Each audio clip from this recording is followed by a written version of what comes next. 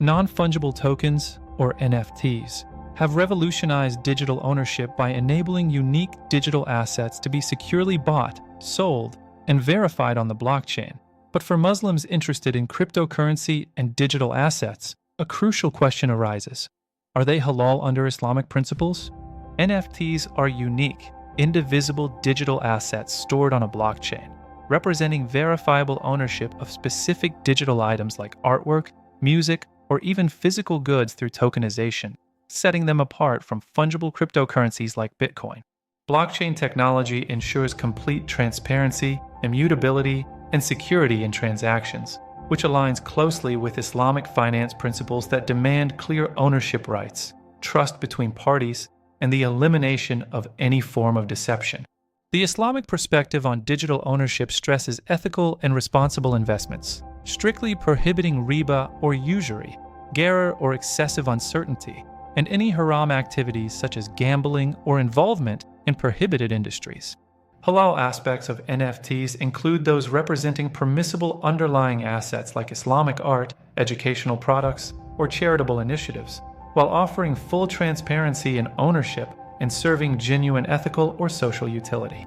However, major concerns emerge from the speculative trading rampant in the NFT market, which closely resembles macer or gambling, alongside unclear ownership structures that introduce significant gharar or risk. Gharar, or excessive uncertainty, is prohibited in Islamic finance, necessitating clear contract terms, full disclosure of all details, and absolute transparency in every transaction to ensure Sharia compliance.